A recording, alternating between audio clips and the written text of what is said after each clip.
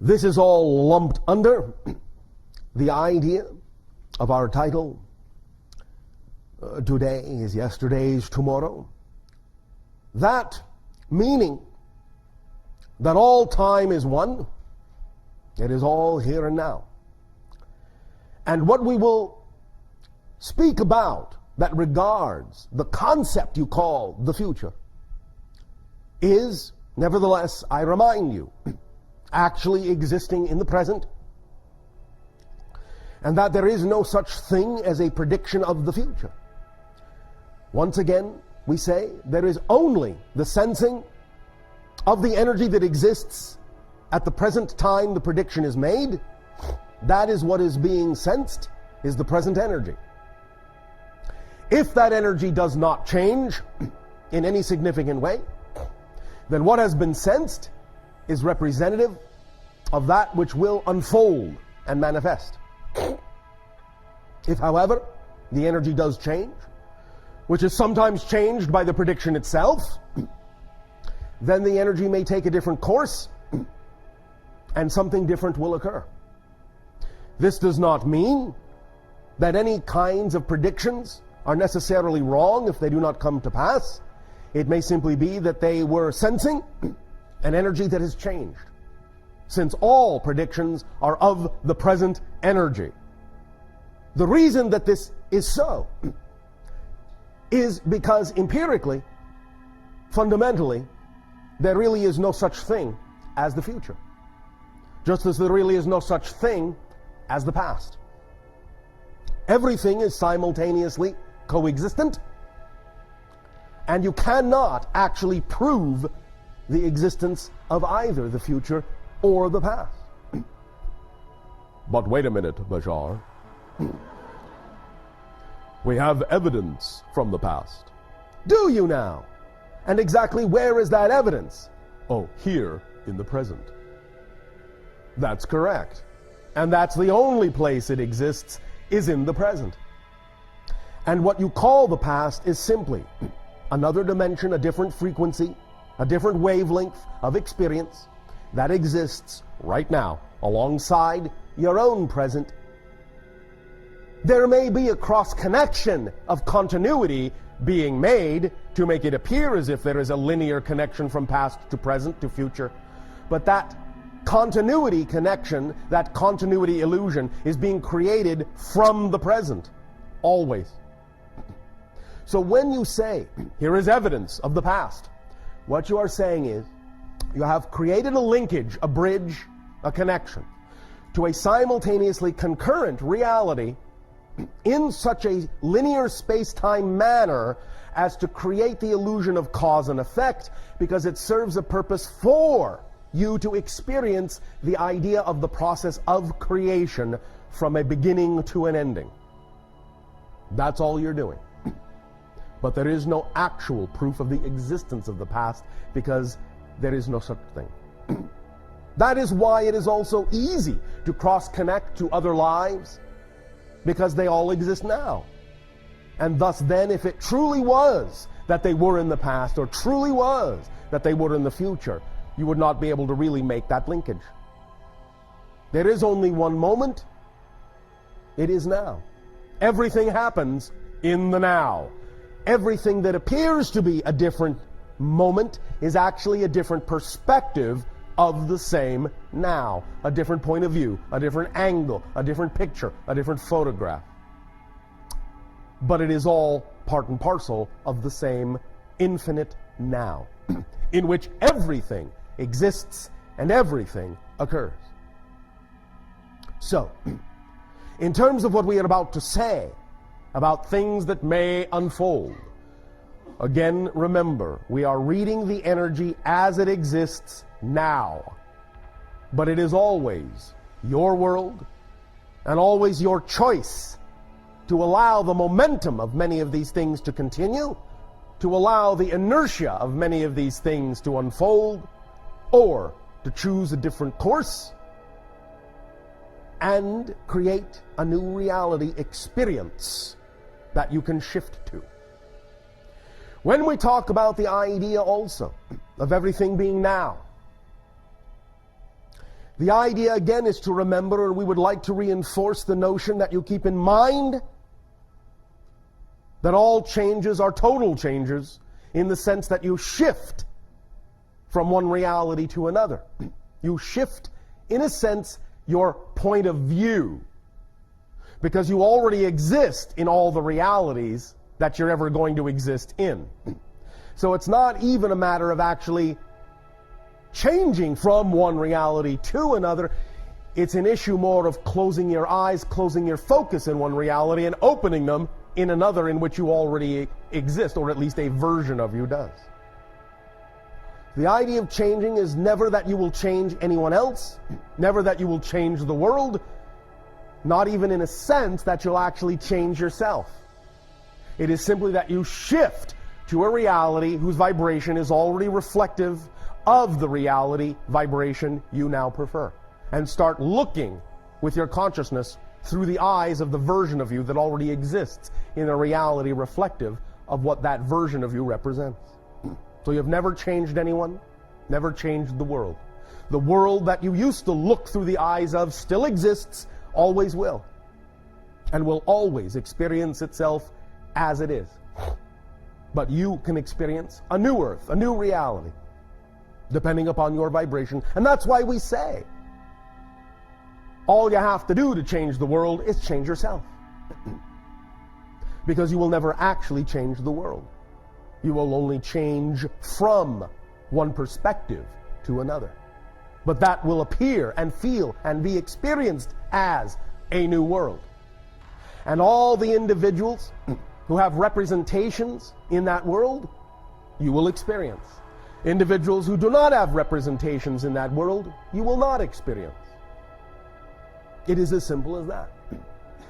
For a while, you may continue to experience the idea of people who have representational vibrations that are not necessarily fully aligned with the world that you prefer. But that's also because you are not fully aligned yet with the world that you prefer. And so there will be, as you say, a potpourri, a mixed bag for a while, and you will still for a while be capable of experiencing people who do not necessarily vibrate in accord with you. But that's still for the purpose of giving you the option to reflect off of them what you are by seeing what you are not. For many of you still understand what you are in that way.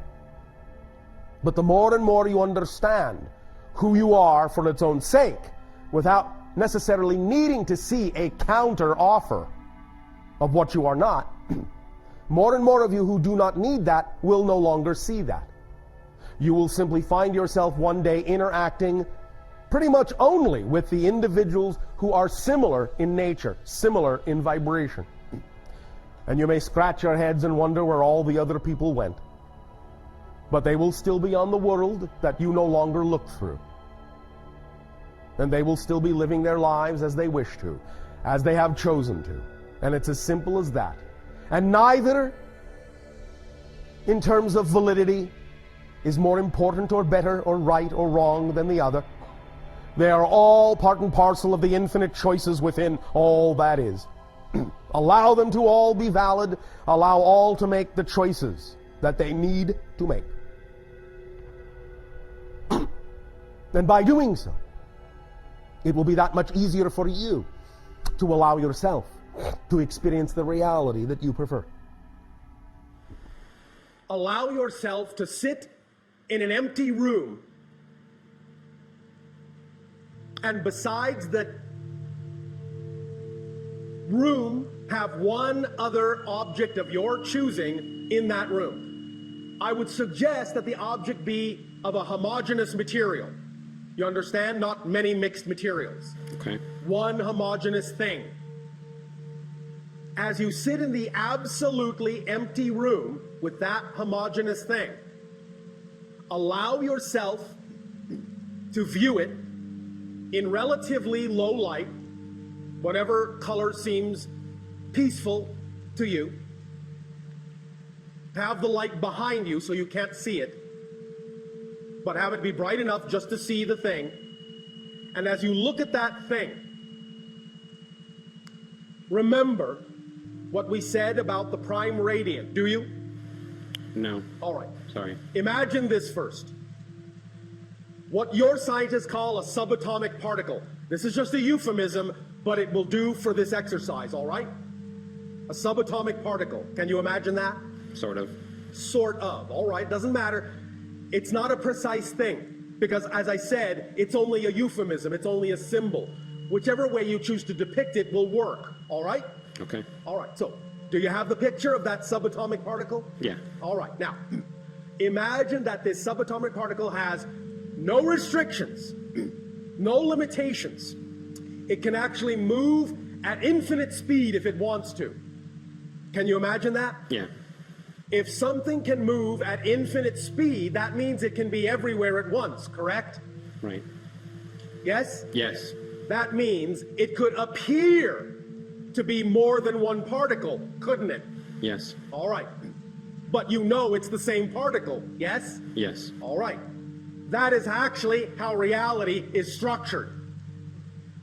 All of the subatomic particles in you are the same subatomic particle, and they're the same subatomic particle in every single person in the room, and on the planet, and in the universe. The same one particle. Not the same one kind. The literally same one particle makes up everything by being so infinitely fast that it can actually appear to be another particle and another particle and another particle next to itself at the same time. So the trillions upon trillions upon trillions, apparently, of particles are actually the same particle appearing next to itself over and over and over and over again in a geometric relationship not unlike what you are seeing in the holotope diagram.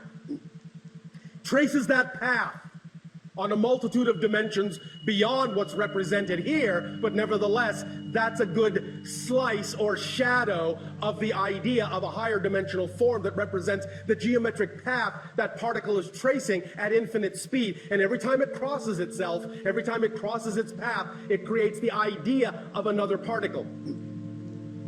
Now, having said that, the idea is that when you sit in that empty room, aside from that one other object, if you can begin to imagine the particle going back and forth between you and that object, creating all of the particles in your body and all of the particles in that object, and begin to really start to understand and truly comprehend, truly viscerally begin to feel that it actually is the same particle, that you are that object, that object is you. As soon as there becomes no difference between you and that object, you will achieve the state you are looking for, because you will become equal to any other thing you call an object, and there will be no concept of blockage between you. You can become, you can pass through, up, down, it doesn't matter. You can, in that sense, become immaterial to each other because you recognize you are one and the same thing at that moment, and you can trade places in any way, shape, or form you wish. How's that as an exercise? That could work. Yes, it could. So play with that and see what happens, all right? Yeah, I was wondering, is it possible to, instead of do it that way, is it possible to contact a higher consciousness? Yes, of course. Okay. Remember, what we have initially said also is that the whole point here is to contact your own higher consciousness as well, because if it's not part of the equation, you actually won't be able to contact another higher consciousness. We wish to tell you all a little secret that we have recently begun to reveal to many of you. You're talking to your higher self right now, but you are allowing us to color it for you with our consciousness to allow you to give yourselves permission to talk to your higher consciousness. You're using us as a simulacrum to give yourself permission to talk to your own higher minds. But your higher mind is who you're actually talking with when you speak with us. So go have fun. Your higher mind will be with you.